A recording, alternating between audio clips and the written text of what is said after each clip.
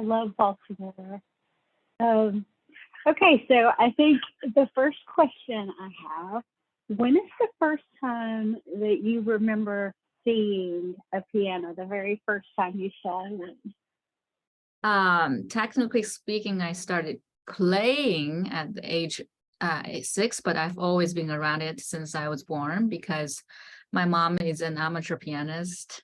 And she used to say to me half jokingly that how she only agreed to marry my dad when he proposed with a piano. So, and then my mom owned a small music school, private music school across from my elementary school. So that is where I grew up. I grew up with instruments around me. But the downside of it is that I never took it too seriously, because you may know that it takes time for a person to learn how to cherish something that she always have, right? It does. So, It does. So when did you start lessons? at the age of 6, I started to have lessons. My mother was the first piano teacher. As I said, it wasn't like too serious because she's my mom. I can do whatever, right? And she has to bribe me with a piece of chocolate when I don't want to practice. And then I think sometimes life has its own course and plans, because I never thought, okay, I'm going to be a professional pianist. But when I was 10 years old, I met my first serious piano teacher, and her name is Jiang. She was a visiting professor from the Central Conservatory of Music from Beijing, and my hometown is Changsha. She taught me 1 year there, and she brought me to Beijing to audition at the elementary school attached to the Central Conservatory. And it's the top school of the nation, and I've never experienced such high level of competition and professionalism. My mom gave up her career. She sold her business, and she lived with me for 3 years in Beijing, just to be there to get in the school and start my studies there. And we were about 1,500 kilometers from home. My dad was Oh, wow. and my dad was working still in my hometown, and supporting us. It was very tough. It was crazy tough. But I am extremely grateful for my parents, because they have brought me to broaden my horizon. And now, because I was working with all top-notch musicians of the nation and the most talented peers in my class. Now we are everywhere in the world. I feel like wherever I go, I always have somebody there that I know since very young. Oh, and wow. big family, and they're everywhere, all kinds of nations and cities. So we're a big family. That's wonderful to feel like that. That's beautiful. Is your father a musician? No, my father is not. He works for the government. He loves to sing. He literally sings all the time, never in tune, but but I guess he loves music. He's very passionate about music. That's why he fell in with my mom, I guess. That's hilarious. My dad is a mathematic genius. He's very smart. He was one of people that got through the exam and got into Sichuan University, one of the top universities, and in mathematics major. Back in his days, I think it was a huge achievement, and he still coaches my math. Really smart. Well, piano is math as well. I mean, no question. On the level that you're at, it definitely is. So I agree. that's good. So why music? What is it about music that calls you? I actually don't think it was my decision. I think it was my life destiny. I have to say, I feel that life, as I said, life has its own course. I didn't choose it. I was brought to it, and it has always been part of my life. It's me. Like, I feel like I am music, I'm piano. I've always lived with it. I cannot imagine living without it. Does that make sense? So it's I don't recall a moment when I decide, okay, this is what I want to do. No, I just feel like it has always been part of me. So, and I understand.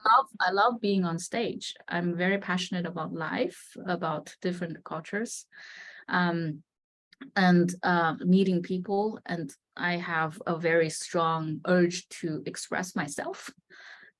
So stage is the perfect place for me, whether it's by myself or with other musicians. It doesn't make you nervous? No, I love being on stage. I'm a very show-off person. Not even a little bit. Never.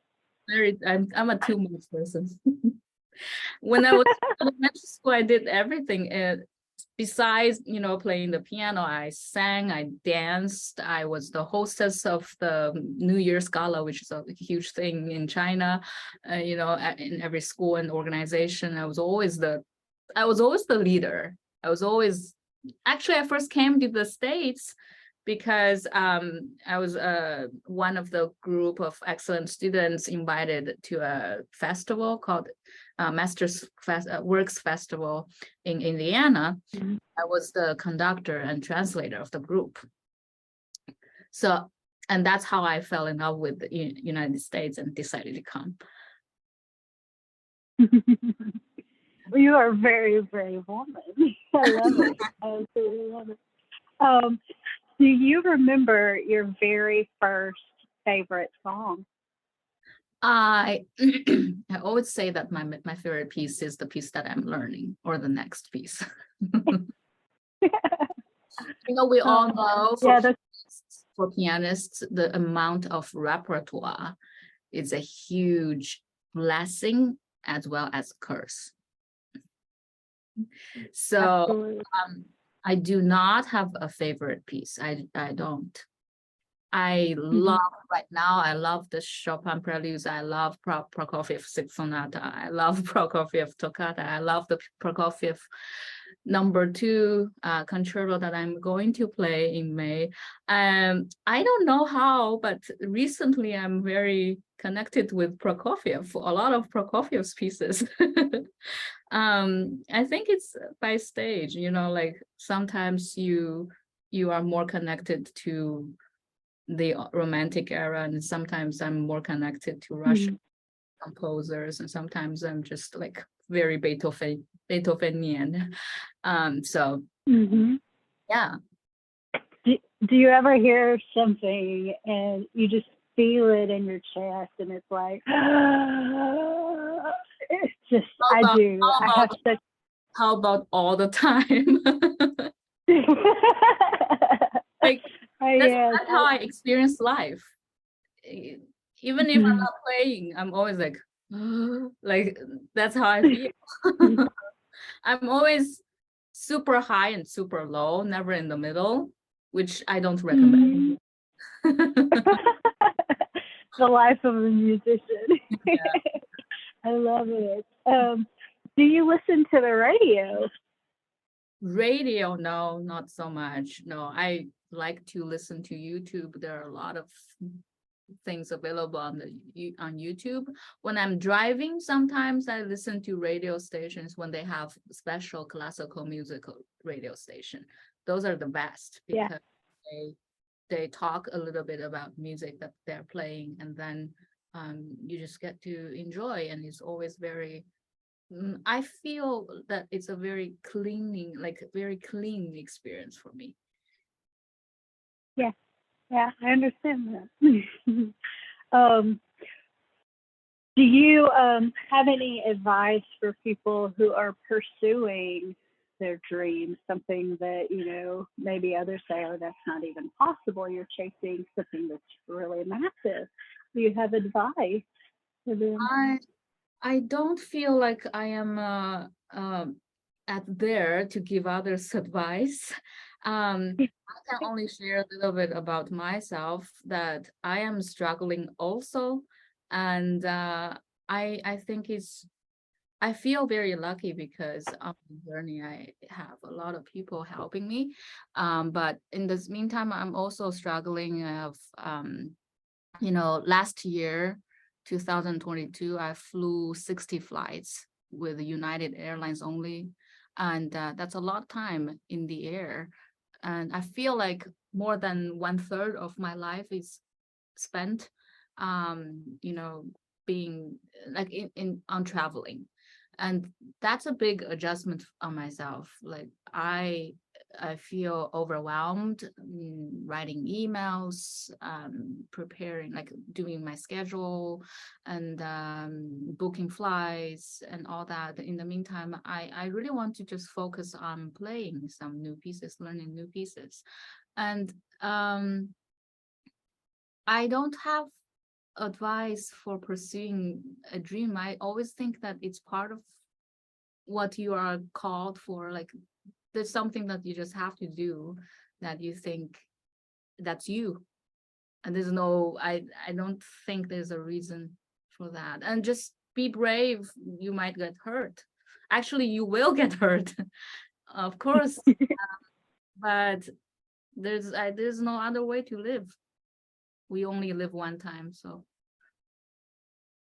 It's wonderful. It's wonderful.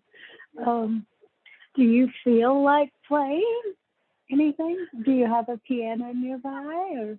Yeah, I have a piano. It's not in a great shape. It's I can play something. I can play a little preview for the concert. And this is Wonderful. prelude number 16, the most difficult. Okay, good luck to me.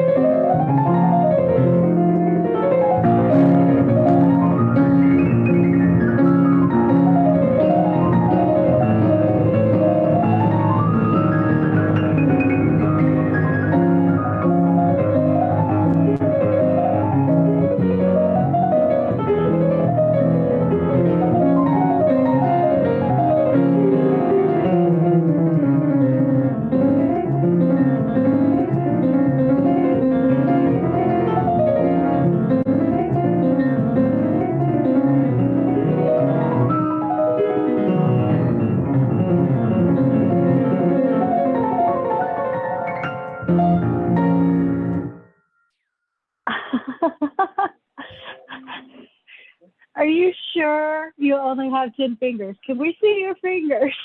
I have small hands, but my muscles here, you can see they're trained. Yes, they are. My goodness. Wow. That's beautiful. That's beautiful. I'm very excited to play, and I hope that I hope that people enjoy my music. Not my music, Well, but my expression. oh, we can't hear you. You're cutting out. Can you hear? I said I hope people will come and enjoy the music that I'm bringing. Absolutely. Oh, thank you so much for coming to Shreveport. You're always welcome here. Thank you so much for this wonderful interview. Is there anything else that you would like to share? Oh, I'm good. I just hope that people will come. Oh, I'm sure they will. So you'll be in a very beautiful church open there for performance. Yeah, it is a beautiful venue. Thank you, Chris. Thank you. Thank you, Crystal. Have a wonderful day. Bye-bye. Bye.